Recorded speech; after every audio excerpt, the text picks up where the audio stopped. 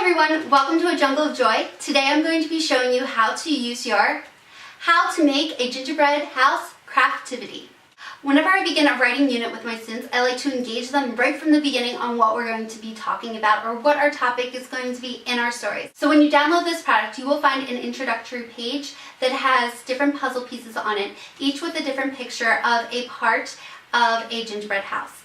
The students then pick the different pieces out from either a bag or a hat or something that I have around the classroom. And I already laminate them and have magnets on the back of each piece, and the students put it up on the board and try to figure out what our topic is going to be for our next writing assignment. Once the students have figured out that it is going to be about gingerbread houses, we're ready to begin. So to begin this unit, I always like to introduce the students to the different types of writing, and especially the type of writing that we'll be working on in this unit. So I have the opening index here, and it says what is expository writing, how do I write a how-to piece, and just different things like don't forget and helpful hints. And we go through this page here and talk about what we need to do to write a really good how-to paper. After we're done talking about what a how-to paper is, we're going to begin the process of brainstorming. So to begin that, I like to start off with nouns. And here I have a sheet that looks like this. And it says the definition at the top of a noun. A noun is a person, place, thing, or idea. And then it has a candy cane here. So on each section of the candy cane, the students are going to write an object, idea, thing, or person that's going to be in their story that has to do with the gingerbread house.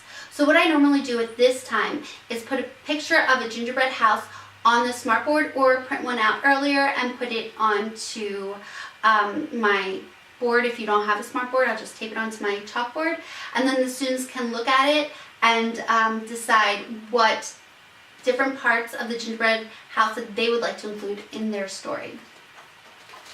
At this time, because this is my first brainstorming activity, I also have the students put their brainstorming tab on this page here, just so that they know that they are starting the brainstorming process.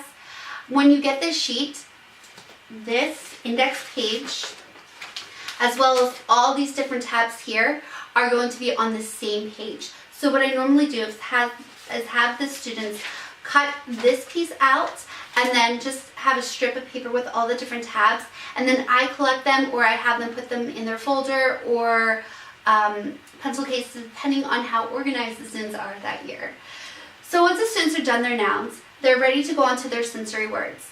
So for this part here, you're going to get the sensory word definition with the mystery word here, and it says sensory words are words that describe our five, and the students can come together and work with pairs or as a group, or you can just work with them as a class and they find out the word senses.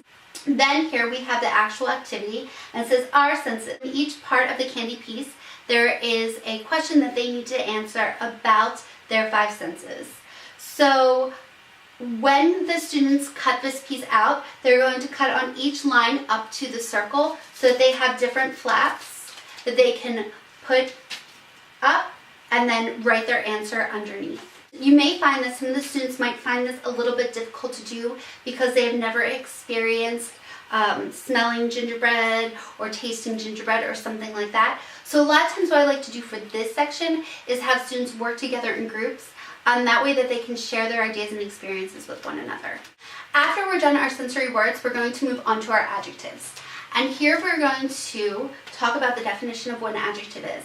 Now normally I like to do adjectives before I do sensory words because sensory words are a type of adjective. However, because I want them to use some of their sensory words to describe the different pieces that are here, I decide to do the sensory words first. However, you can do it however you think it will work best in your classroom. So for this foldable activity, I have the definition of adjectives at the top, and it says adjectives are words that describe, and the mystery word is noun. So again, I'll have the students work together in pairs or groups, or we'll just work all together to come up with what that word means.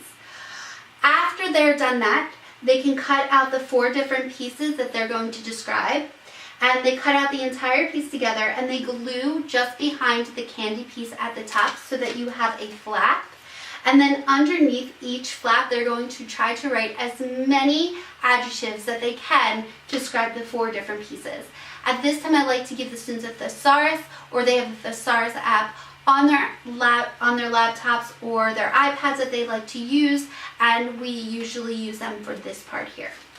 Once they're done their adjectives, they're going to work on verbs. And again, I have the definition of what verbs are at the top, and it says verbs are words that show action. And then after that, they're going to write 3 verbs that they think they will most likely use in their paper on top of the gumdrops. And as you can see, the entire gumdrop is glued here.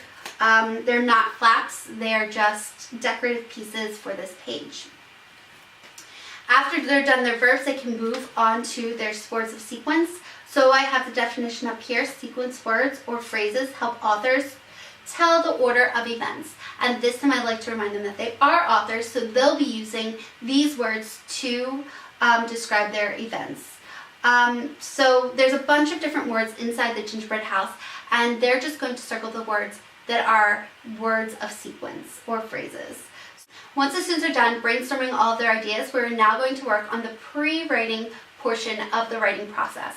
So over here I have 4 different flaps that they're going to be working on.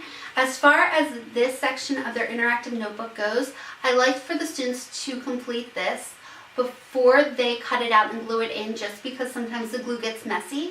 So I usually have them complete it on the actual worksheet itself, and once they're done, all 4 of them, I have them cut it out and glue it in so they don't lose any pieces.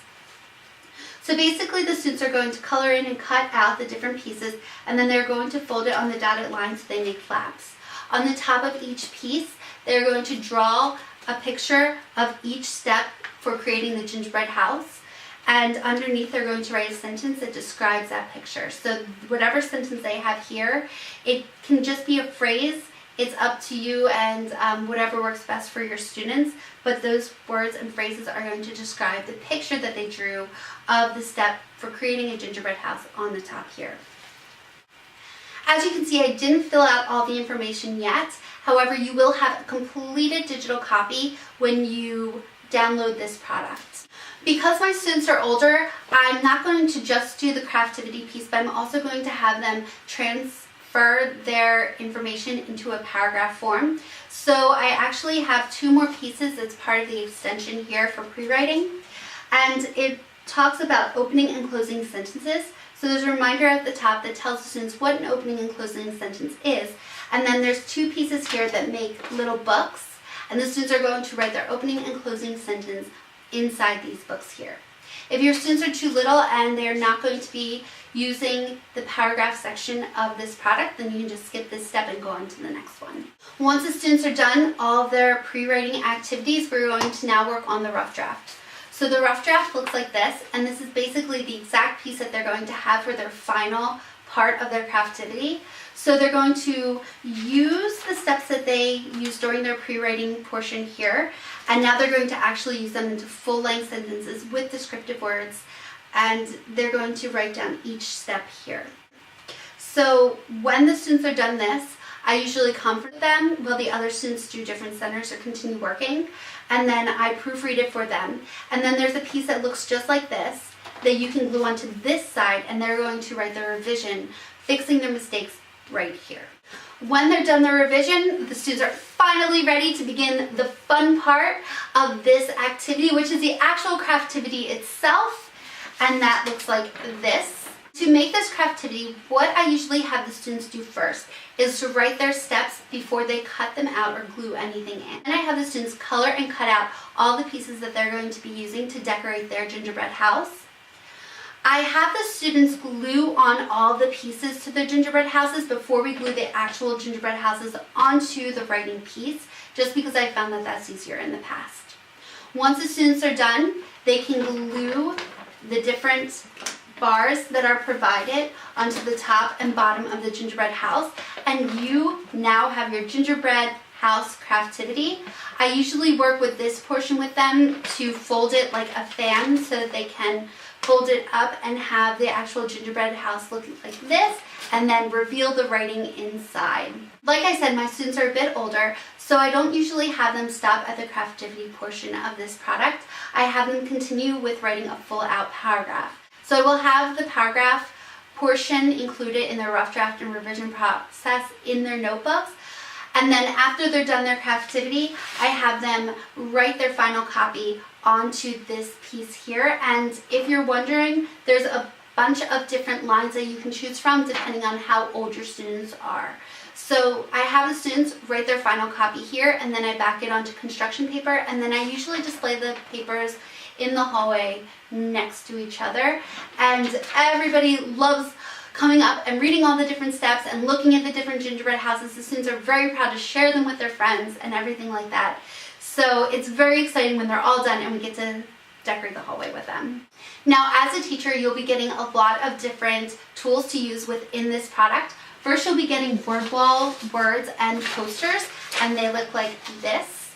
So what I normally do with these words here is I usually cut them out, laminate them, and put a magnet on the back. With these words, you will also get word wall posters that describe nouns, adjectives, adverbs, sensory words, words of sequence, and a title page. Usually I introduce these words in the beginning when we are introducing the topic. We can go over sequence words. Another thing that I like to do if we have time is before we begin actually writing and after we go over the introductory page, the first tab that's in the notebook, I like to show them a YouTube video about making a gingerbread house so they can see what the different steps are and get some idea of what they would like to write about. And during that time, I usually have them write on their whiteboards or post-its different words of sequence that they hear within the video. So at that time, we talk about the different words of sequence that we see, and just to refresh our memories, we'll put all of the words of sequence up on the board at that time.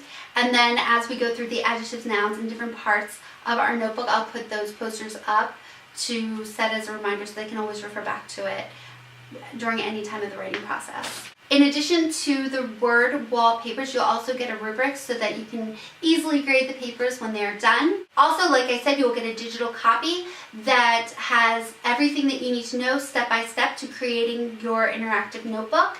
It also includes different videos that I use, different websites such as BrainPop, or different games that I might include during the whole lesson plan process. So I hope that you enjoyed this product. I hope that your students enjoy it just as much as mine do. If you like this video, don't forget to like below or subscribe. If you need more information, you can email me or message me on my Facebook page, and you can find me on Teachers Pay Teachers.